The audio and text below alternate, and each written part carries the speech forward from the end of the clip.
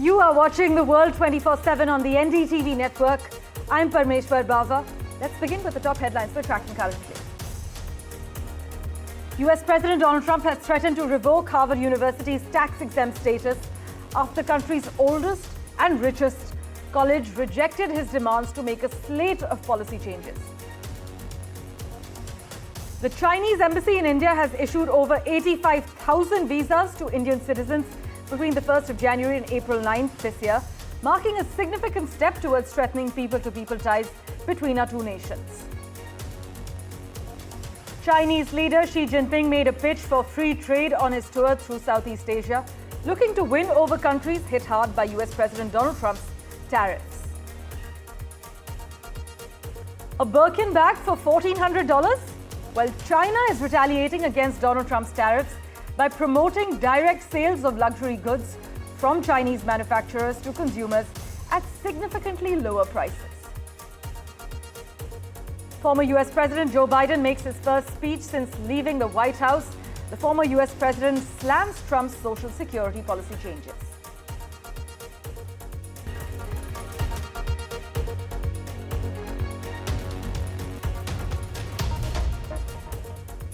Our big focus: US President Donald Trump threatened to eliminate Harvard University's tax-exempt status following the Ivy League school's refusal to implement policy changes demanded by Trump's administration.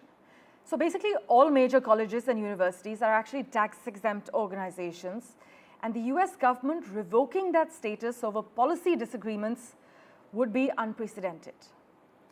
The US tax code also grants exemptions to a wide swath of organizations. This actually includes charities as well as religious institutions and even some political organizations. But Republicans have taken aim at the Ivy League through the tax code in the past as well. Congress imposed a 1.4% tax on high-dollar university endowments like Harvard's in 2017, and Republicans may expand the levy in the tax package they are currently assembling. But Donald Trump has threatened to eliminate Harvard University's tax-exempt status following the Ivy League school's refusal to implement policy changes that were demanded by his administration. In fact, Harvard University is the oldest and richest college in the US. They have rejected the demands to make a slate of policy changes. You must also note that all major colleges and universities are actually tax-exempt organizations, and the US government revoking this status over policy disagreements would be unprecedented. Listen in to what the White House had to say regarding the matter. The president floated on Truth Social, I believe, the possibility of removing tax-exempt status. How serious is that threat, and are there other universities he's considering? First, when it comes to Harvard, as I said, the president has been quite clear. They must follow federal law. He also wants to see Harvard apologize, and Harvard should apologize for the egregious anti-Semitism that took place on their college campus against Jewish American students. Well, for further clarity on how this will pan out, we have with us Harvard alumni Richard Painter, who's also a law professor at the University of Minnesota Law School. Thank you so much, Mr. Painter, for making time for us. Many argue that Trump's team's stated goal is fighting anti-Semitism on campus. But some say it's clear that this is a broader effort to exert control over an elite institution whose membership is overwhelmingly hostile to the MAGA right. What's your take, Mr. Painter? Well, first of all, if the president wants to propose legislation to Congress to increase taxes on endowments of wealthy universities, he could do that, and Congress could try to pass a bill. But that would focus on the endowments of all wealthy universities, and he couldn't single out Harvard. You can't single out a single nonprofit that you don't happen to like. There are plenty of very conservative nonprofit organizations which also have tax-exempt status. But certainly you can pass bills that would increase the taxation on very large endowments. You could increase the taxation on very large foundations. But you certainly couldn't single out the conservative or the liberal foundations for separate tax treatment. That would be unconstitutional under the First Amendment of the Constitution. What's going on right now is the president is threatening to withhold funds for medical research and various other contracts that Harvard and other universities have, because those universities have had the difficulty dealing with their anti-Semitism issues. This is really a hardball tactic of the Trump administration.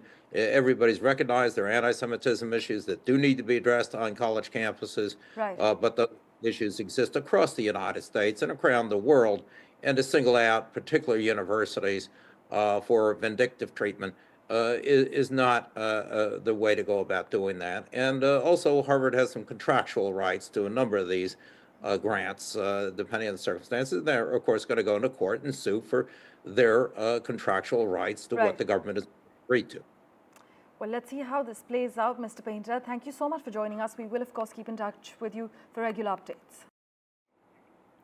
Well, many argue that Trump's team's stated goal is fighting anti-Semitism on campus, but it's clear to some that this is a broader effort to exert control over an elite institution whose membership is overwhelmingly hostile to the MAGA right. Well, with that, let's turn our attention to the other big headline coming out from the United States. A top advisor of Defense Secretary Pete Hegseth was escorted from the Pentagon as part of an investigation into an unauthorized disclosure of sensitive information, this as per reports. Dan Caldwell, who was identified as part of an ongoing leak investigation, was placed on administrative leave. And you must note that since arriving at the Pentagon with Mr. Hegseth in January, he has accompanied the Defense Secretary to some of his meetings with key foreign leaders. But in a signal text chain first disclosed by The Atlantic just last month during their explosive investigation, Mr. Caldwell was listed as Mr. Hegseth's representative to the White House as it prepared to launch strikes in Yemen. In fact, he also advised Mr. Hegseth on other key matters related to US military operations around the world. By the way, in his first major public appearance since leaving the White House, former US President Joe Biden accused his successor Donald Trump of causing deep harm to the Social Security Administration. Speaking at a national conference for disability advocates, Joe Biden said that Trump had taken a hatchet to the agency, which provides benefits to tens of millions of Americans. Just listen in to the former US president's remarks. Fewer than 100 days, this new administration has made done so much damage and so much destruction. It's kind of breathtaking it could happen that soon. They've taken a hatchet to the Social Security Administration, pushing an additional 7,000 employees, 7,000 out the door in that time, including the most seasoned career officials. Now they're getting ready to push thousands more out the door. Already we can see the effects. For example, thousands of people use the Social Security website every single day to check on their benefits and submit their claims. But now, the technology division of the Social Security Administration has been cut in half. And so the website's crashing. People can't sign on to their accounts. Well, let's switch tracks now. External Affairs Minister Dr. Jaishankar has said the 2008 Mumbai terror attacks were a turning point in the country's relationship with Pakistan, triggering a widespread collective feeling among citizens that such actions from a neighboring nation could no longer be tolerated. The minister also commented on Pakistan's role in Afghanistan, accusing it of playing a double game during the presence of United States and NATO forces. And in terms of India's strategy, turning to future trends, Dr. Jaishankar said the coming decade would focus heavily on emerging technologies. So the next 10 years will be the era of artificial intelligence, electric vehicles, space exploration, drones, and nanotechnology. This is what our External Affairs Minister has said. Listen in. I would say the 26/11 Mumbai terrorist attack, I would regard it in many ways as the turning point.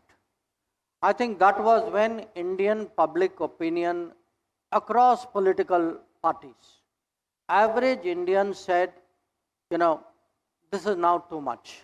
The country cannot accept this kind of behavior from a neighbor. If you see after 2014, when the government changed, this message has been very firm with Pakistan, which is that terrorism, if acts of terrorism are committed, there will be consequences. Well, in other news, Hamas is said to have rejected an Israeli proposal for a 6-week ceasefire in Gaza, which called for the armed group to give up its weapons. In fact, a senior Palestinian official familiar with the talks said the plan gave no commitment to end the war or for an Israeli troop pullout. In fact, the key Hamas demands in exchange for releasing half of the living hostages which it holds. This actually comes as Israel continues its military offensive in Gaza. My colleague Mohammed Ghazali has been tracking all the finer developments. Listen in to his report. As far as the situation in Israel-Palestine conflict is concerned, Hamas has yet again rejected a ceasefire proposal which was proposed by Israel, which called for 45-day truce in the war, a temporary pause in the war.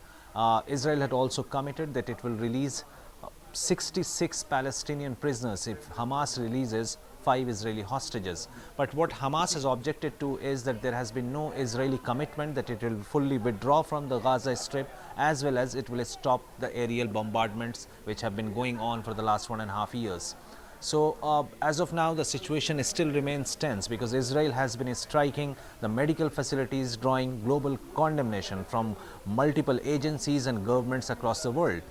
Israel continues with its aerial strikes, saying that we are only targeting the Hamas hideouts, calling that we are using precision bombs to do that. But the civilian casualty has been very high since Israel broke the ceasefire in February.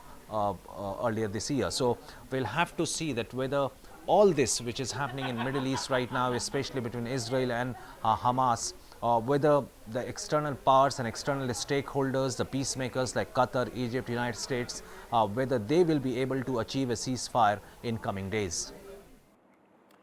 In other crucial news, well, consider this. Tens of thousands are reportedly dead. Hundreds of thousands of people face famine, and almost 13 million people have been displaced, 4 million of those to neighboring countries. These are real consequences for Sudan's 51 million people, and they have been devastating. Sudan is suffering from the largest humanitarian crisis globally, and its civilians are continuing to pay the price for inaction by the international community, inaction on the UN's front and the NGOs as well, as they try hard to kind of help more than 30 million people who are in need of humanitarian assistance, that this as the country's civil war enters its 3rd year. For further clarity on the prevailing conditions in Sudan, we have with us at the moment Holly McKay.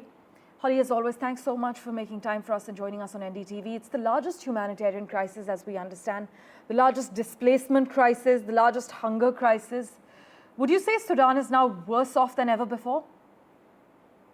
Absolutely. I was actually recently in the region. I was in the Darfur region of Sudan. And of all my years of covering wars around the world, this is probably the worst situation that I have ever seen in terms of the poverty that people have to live in, the devastation, the lack of resources, the lack of food, the lack of basic sanitation.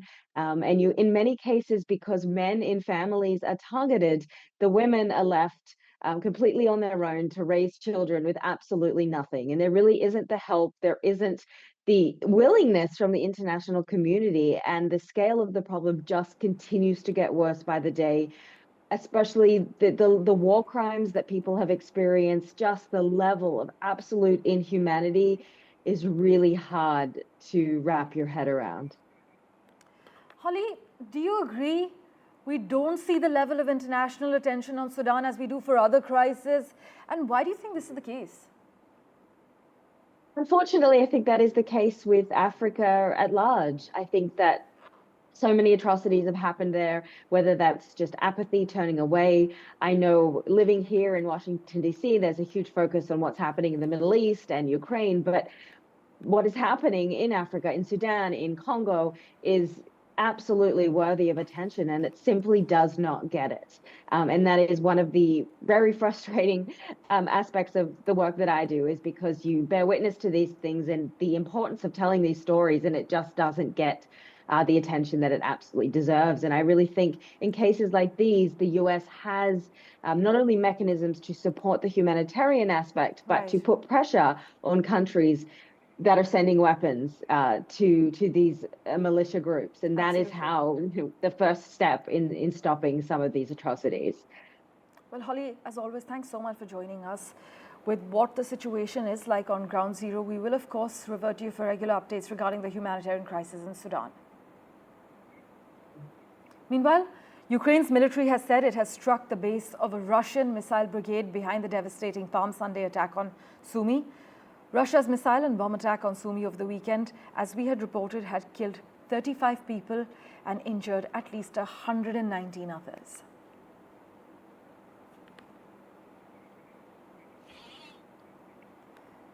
Meanwhile, in a surprising twist in the ongoing US-China trade war, Chinese factories have found a new way to reach American consumers: TikTok. Instead of the usual viral dance moves or beauty hacks, these videos are focused on how luxury goods are made, specifically how US shoppers can bypass retail markups and tariffs by purchasing directly from Chinese manufacturers. The result?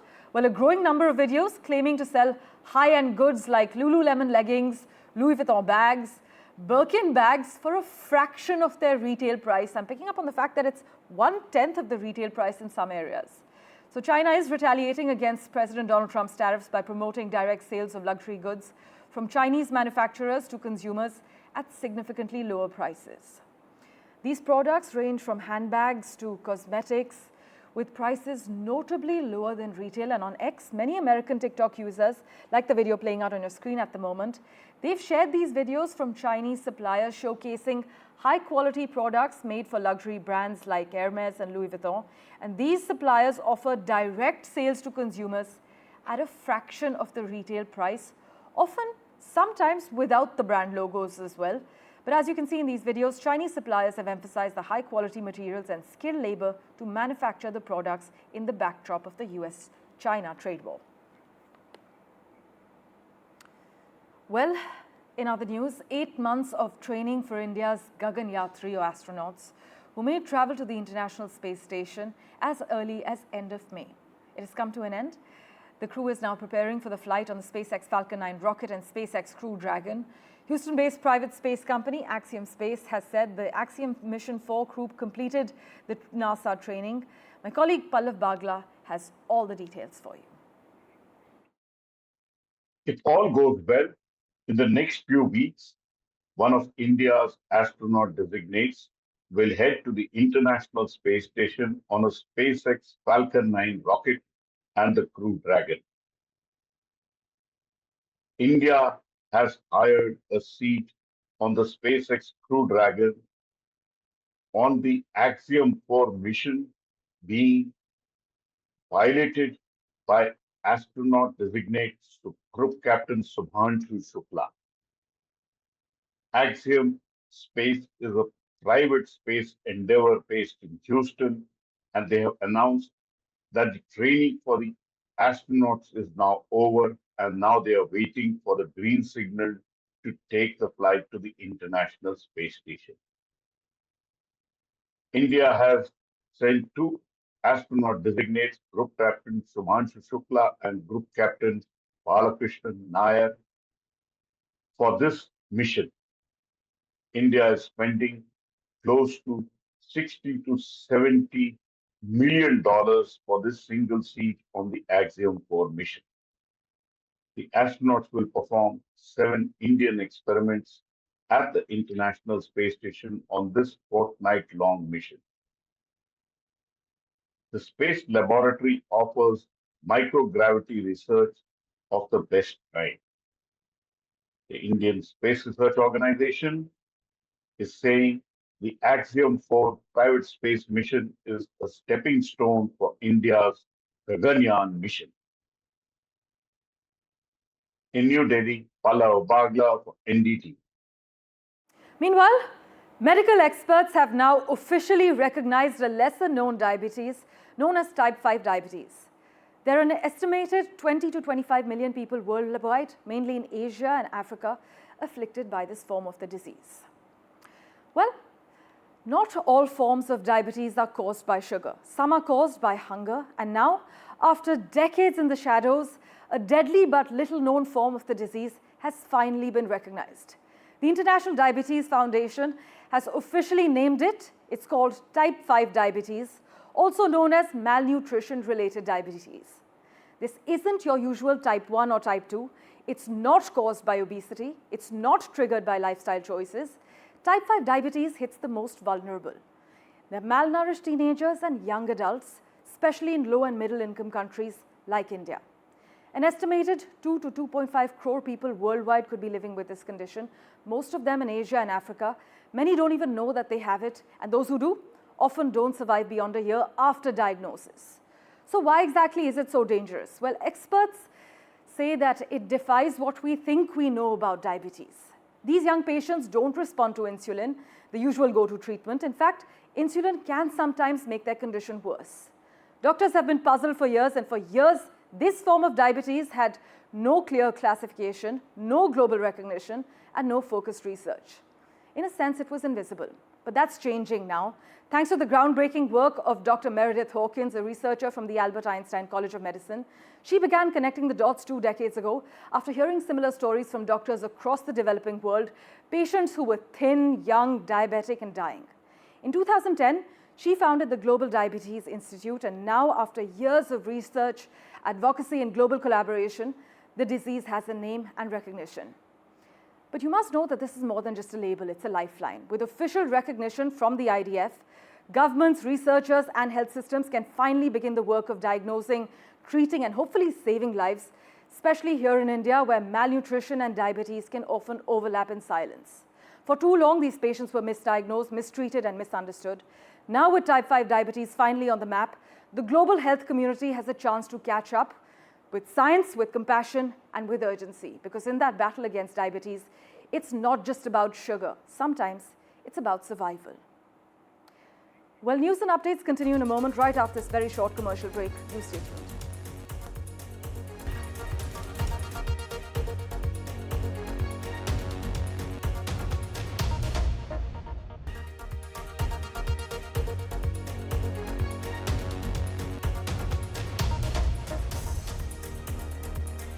Staying with updates from the US, 4 people have been injured in a shooting at Wilmer Hutchins High School in Dallas. Authorities say 3 of the victims, aged between 15 and 18, were shot but are expected to recover. A student suspect has been identified but remains at large as we speak, and the school was quickly secured and students were reunited with families at a nearby stadium. But this marks the second shooting at the same school in just over a year.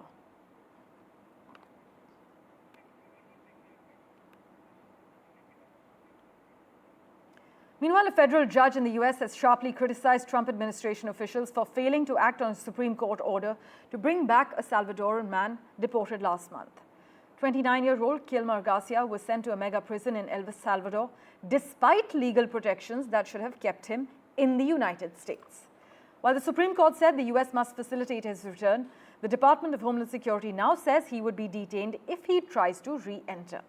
The Trump team defends the deportation, citing alleged MS-13 gang ties, which his family has firmly denied.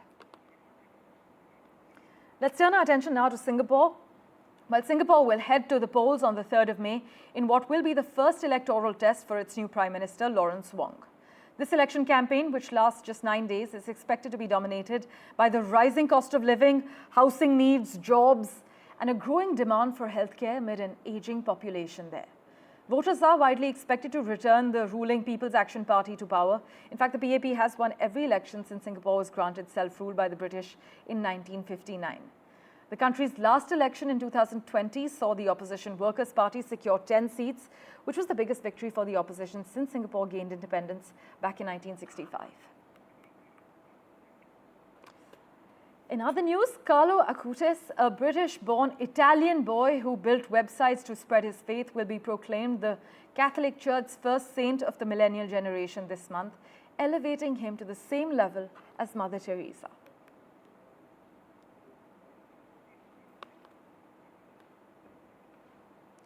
And a quick update on the Kardashian front. Kim Kardashian will testify in person at an upcoming trial over the 2016 robbery in Paris that left her bound, gagged, and begging for her life.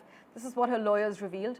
Reports state that Kardashian will take the stand on the 13th of May in a trial that's set to run from the 28th of April to the 23rd of May, according to a provisional schedule. Thank you for investing your time and watching this edition of The World 24/7. As always, we'll keep tracking the latest updates for you. Do stay tuned.